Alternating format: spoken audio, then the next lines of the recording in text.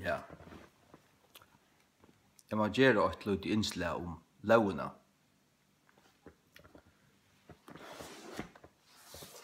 Det akkurat som at folk forstand ikke til at det er tver grøver da det kommer til lovene. Som totalt vrekene, og som tåser nesten således at det er under lov. Så er det jo, jeg har tåset negv om Guds lov, da jeg tåser om Guds lov, så er det til tutsi bøyene. At jeg er ungen hættar av tøymon. Jeg har det jo i min hjärsta, jeg elsker deg. Og jeg har det også for munnen egen altså. Og røyne i min hjärsta at halda deg. Du jo vet at da jeg er brød til tutsi bøyene, og etter de tutsi bøyene, så synte jeg. Det var jo ut fra Guds åre, varst du. Første Johannes brev, 3:4. Første Johannes brev, 3:4. Hver som helst i fremur synd, misbryter òsne lovene. Tøy at synd er misbrøtingen av lovene. Hva er synd? Misbrøtingen av lovene. Hvis du luger, hvis du stjeler, hvis du druger hår, hvis du ikke helder kvildegn, sabbaten, hev du er godere enn herran, sjåvante til sint. Det er ikke bøyene. Men jeg har omgang sagt at jeg eller nekkar annar er under lovene. Det har vi omgang sagt. Og jeg vil frelst du siden jeg var 15 år, nå er jeg 44. Jeg vil omgang til hårst nekran ut av min kresun, jeg har ikke sagt til at vi er under lovene. Omgang. Men så er det som sier at vi er pura leis fra lovene, hun slett til, hun tykker noe gilde. Det er farlige. Ta meg færne av ørme i veien. Men for å si at vi er under lovene, så er den gal øysene. Nei, loven er til. Hun er ikke til noe gilde. Hun er her. Hun viser okkara støv. Hun spekler. Vi kunne spekle okkara, vi kunne sutja okkara pletter. Vi kunne sutja okkara skiten vi der. Men hun dog ikke til morgen til. Så flytja vi til Krist. Og her var vi et vaska i. Nei, jeg hukte etter en video ut av netten etter en som heter Ryan Reeves. Jeg leide oss ut av heimasyna. Han sier at loven til tutsi bøyene kan hava 3 bruk som bei Luther og Calvin var øynir om. Det første er et civilt bruk og et allment bruk ut i allmenne høpen og i kristne landet. Her som man smøyer loven er lukka som inspirerer at de tutsi bøyene til civilt bruk. Og man dømer og dømer vi tar tutsi bøyene lukka som fyrir eia. Som en retningssnør om rattvise, rett og rengt. Ja, og det neste, nummer 2, det er frelsotenkt. En frelsotenkt bruk av lovene. Det er ikke til at frelse, ikke til at halding av lovene frelse nekran. Det er slett ikke til. Det er her som pinsar og baptister for dev. Det er for dev. Det er slett det. Det er slett det som Luther lærte, helst ikke Calvin. Nei, det er det at du i bånene heldur lovene opp, bare som nek som nejut, til å vise folk til å ta synd. At vise dem, ok, du heldur det være sjålrettvisan, hvis du kan rettvise for nekka, så først du tjøkken til tutsi bøyene, har du hildt i ødels her? Nei. Det er som tar rujt i unglingen som kom til Jesus. Er du helt i lovene? Ja, jeg har helt alltid det fra min ungdom. Men han elsker rujtum, stakkaren, så han kunne ikke komme inn. Men Jesus prøver han av i tog. Han prøver han av i tog. Andre prøver han ikke av i tog. Altså vi lovene. Ja. Nå som sagt, jeg har omgant sagt at vi kristne er under lovene. Men hon er ikke oppheva. Hon er til, men hon skal brukast rett. Hon hever sitt retta plass.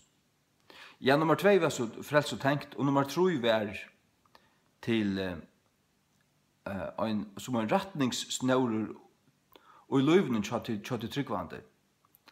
Til at opplyse han hvordan han skal genka, til at trene han opp og i godelig levna i. Ikke at bli en lauartræler, ikke at han skal fære fra nøyene under launa, det er slett det. Jeg behøver ikke. Nei. Men at han skal bare lukka som lukka som to, altså en trudja frem deg en først enn vesi og spekla der. Hvordan så ikke ut? Du rannsar egene og alt det her, du vaskar der ansiktet og alt det forskjellige. Så først det ut. Så løsne er lauen at vi anker tog i hoksa. Eller faktisk er det så at man vet og i Kristi gaima launa og ikkara hjørstum. Til her og ned. Hvis vi færre til Hebreerbrevet.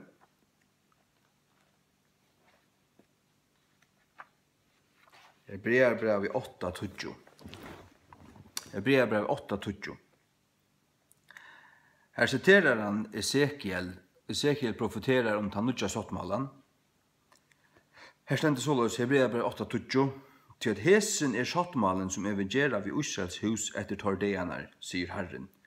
Jeg vil letja lauer moinar inn i hoa torra, og skriva ter ui gjørstu torra. Og jeg vil være for tøymen en god, og tor skulle være for mer et folk. Skriva, letja lauer moinar inn i hoa torra, og skriva ter ui gjørstu torra. Hatta er nudje sottmalen. Her som to erst fyrirgiven, erst vaskaur, og av frujum vilja elskar God vi at halda hans er på. Jesus gav okkom 2 på, han gav okkom 8 på. Nutt på gjev vi til at skulle elska hver annan. Men til anna av de større boven, ta fyrsta er elskar skalt og herran god tøyne, ødlen hjertatøyne, hoatøyne, alvetøyne, saltøyne, bla bla bla. Og anna er hesen lukt at du skal elska næsta tøyne sjálvan til. Men så sier han, hesen boven henga lauen og profetaner. Det vil si under tøymen er det til bøyene. Og ta suttja vid utom bøyene, at det fyrst og troi er oppetter, mittel til god. Og så ta fjæra, ta byrjar affæra utetter, og så er resten, ta nastu skjei, ta er mittel til og nastan. Ja.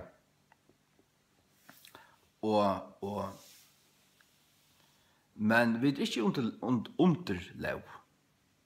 Særst i Gamla testamentet var det under lov. Hun var i utøymen. Skulle de narskast gode, så var det å gjøkken sin egen rettvise. Det var at halda lovene. Og det hadde ikke nøyene som vi tar i det. Men folk ble som så bengen om det var stod at, ja, men nei, må ikke bli så bøylig at vi får synte på henne. Nei, det skal helt ikke være. Altså, det skulle vi ikke gjøre. Det her og loven kommer til oss, og viser dere at, altså, i nøyene, tar vi et liv i nøyene, at synte vi, så ble det anvendt av Heilig Andan, og Heilig Ande minner dere av det, men han bruker Guds ord. Han er ikke leisriven av Guds ord. Altså, ting er synd til et år sida. Og òsne ramser i Nutja Testamentet, 4 Korint 6, Nutja, her er lenge ramser av synden som folk som gjør at det ikke arva Guds rydde. Og alle sluga synda ramser i Nutja Testamentet, hugsa du om hvor hette er synd, hvor arva hese ikke Guds rydde, så er det tog at underliggjande er et brot og et av de tog bovene. Tog er det synd. Det tog. Så her er det først definera, og så er det vujar i utgrøyna. Men loven er ikke borster. Men vi er ikke, altså, og i Kristi er vi ikke under henne. Vi er under nøye. Vi lever akkurat lov under nøye. Vi fri. Men ut i frihøytene, så velger vi at elska God. Og vi at elska God, vi elskar God, vi at frukt halda hans på. Velja til. At velja til. Halleluja. Fortell jo en søvo. Det en sånn søvo. Det hendte jo i Amerika og i 1800-tallet. Det var i Solstaten her selte de treller, og en ryker tryggvande med over Jack her, og han hukte jo på at her til selte treller, og her stod en ung jenta, 20 år, Lottlanda, og så grulig idel og borsk ut og vorsta. Og han kjøpte henne. Og han betalte mer enn hun ble selv for. Han kjøpte henne. Og så fyrir det gengande det sted. Og han bare rolig, og så hikker han på henne, og hun spyter i ansiktet i honom. Og sier akkurat nassvust, du vorst. Han sier bare, du kan svære. Du fri. Jeg kjøpte det fria, du kan gjøre hva du vilt. Og så gonger han hvor gjør det, du vorst. Hon kjente jo ikke annet, hun vært treller til øren morstaren fyrr. Men hon stekker opp og hikker seg rundt. Det vorst. Og han gonger bare hvor gjør spekkelige. Og han hikker etter Hon ble via komme at han også her. Han sier, jeg kjøpte fria. Jeg kjøpte det bare fria. Du kan fære hva du vilt. Nei, hon hekk og gjennom alle tøyene, så sier hun, kan jeg slippe være til en tjenere? Til at hvis du har kjøpt meg fria og lett meg fære, så velger jeg at være til en tjenere. Jeg vil til. Kan jeg slippe? Han sier, ja, det kan du godt. Og så var hun hans tjenerstudenta og hans hus, ja. Men hatt akkurat så løsner. Jesus kjøpte dere fri, men legg til merkes. Jeg bruker du nøyene til kjensko, og dolkar til klæger. Jeg legger ikke hva babsene sier, men så først du fortapt. Dors du som en frafallen syndare, du dolkar til klæger, som det stender her i oppenberingen om teg sardes. De fleste hadde dolka klægersøyne, her var bare noen få navn som ikke hadde dolka klægersøyne. Hva for klæger var det? Rattvusesbunnen, som de hadde finnet. Frelsebunnen. De dolka av han, og de fører det fortapt. Så det kan man ikke gjøre. Det kan man ikke gjøre. Lad oss lese sin til Rom 6:14. Ty synd skal ikke hava herradømme i vitikon, ty at tid ikke under lovene, men under nøye. Ikke under lovene. Hva loven så? Jeg leste her i Hebreabrevet 8:20. Hun i hjertetallen, og i hjertan. God skriver han mot hjertan, og tutt hjertan er stort tryggvande. Halleluja. Hun henger ikke som en hemmer i høtten, i munnen høtte nøye, og i munnen hjerta Guds lov. Det er det som prater ikke. Ja. Matteus 5:16, la oss lese til oss nå.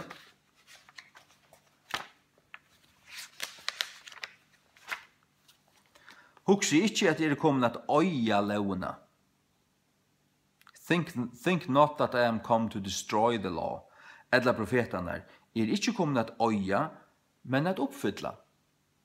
Og det gjør det Jesus ved at oppfylla lovene og i sin egna løyve, vinne okken rattvise, ved å liva rattvist.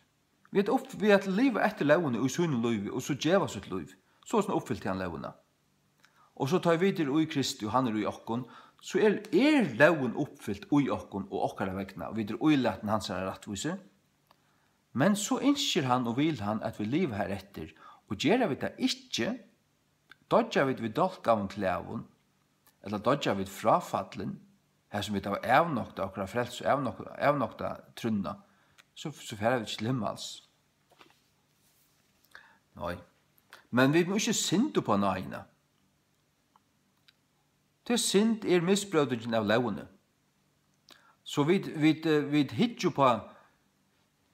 hittar på Kristus til okkara frelse, men i okkara vandring, i okkara gongt, i okkara halkan, så spelar loven inn således at hon sier okkur hva god vil, og hva synd, hva ikke synd, og så videre. Ja. Men vi må omgående bli lovar træler, sånn at vi hittar mer på lovene enn på Golgata. Vi må ikke gløyma Golgata i ødlun. Aldøyles ikke. Nei. Det siren. Her sikrar Jesus deian og Satan, han tog okkara synd. Ja. Og halleluja. Ja. Galaterbrevet 3. 24-25. Galaterbrevet 3.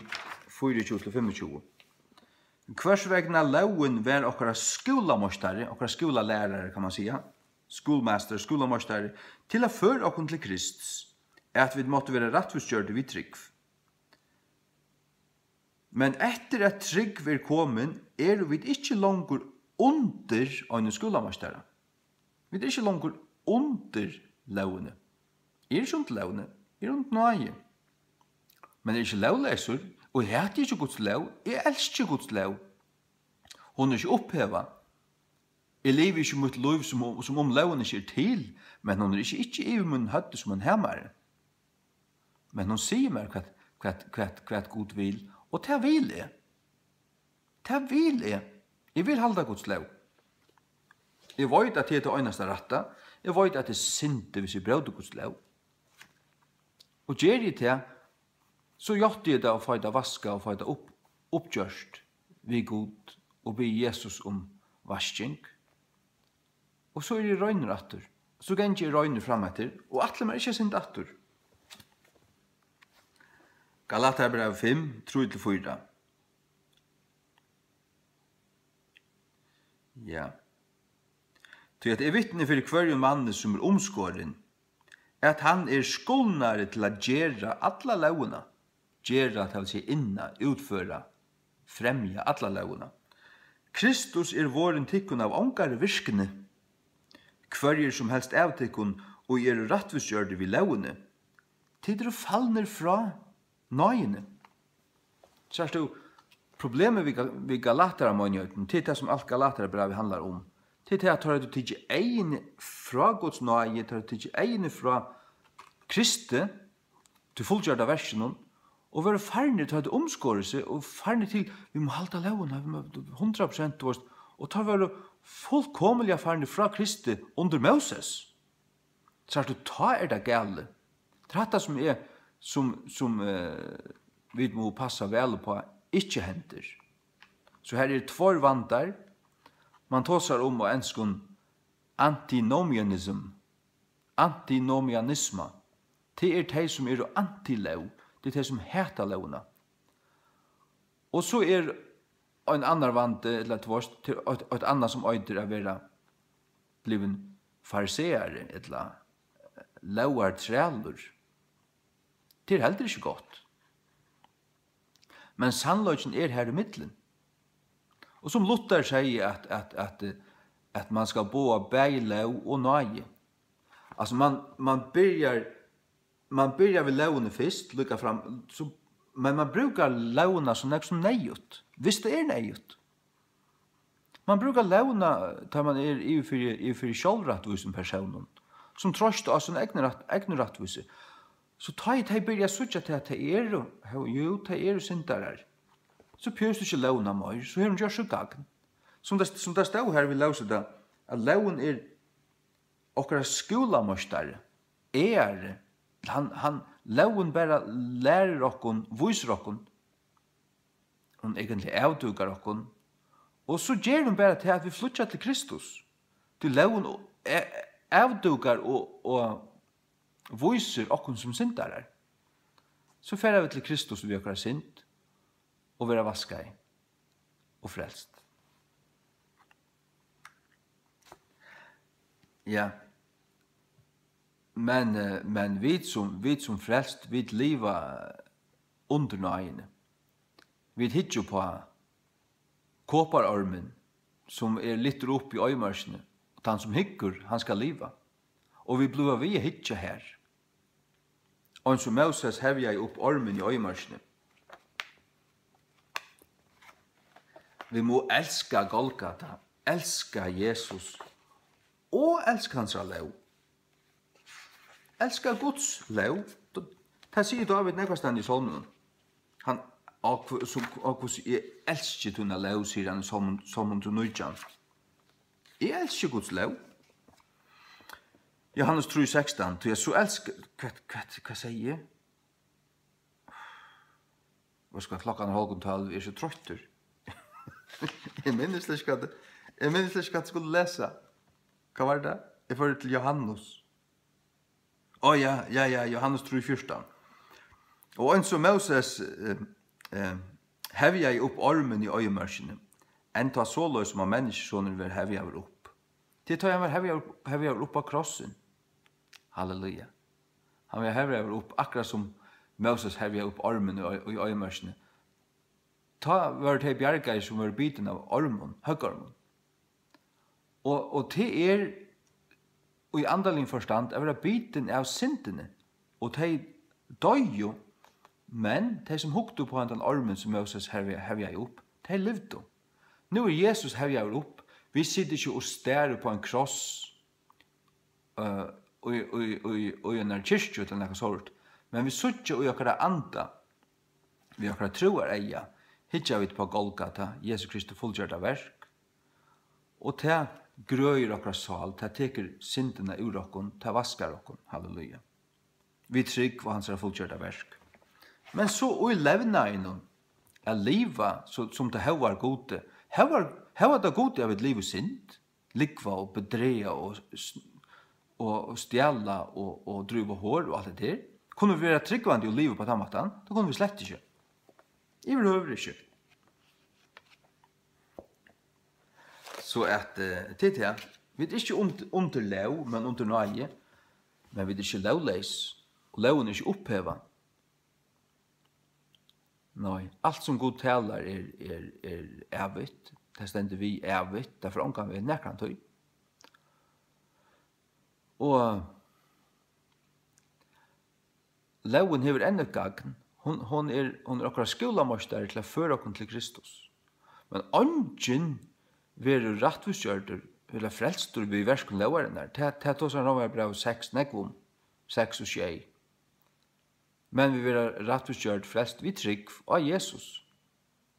Men så er det til at liva vid ui synd, så må vi vaskast atter, og til en daglig hending, en daglig, til et liv. Halleluja. Amen.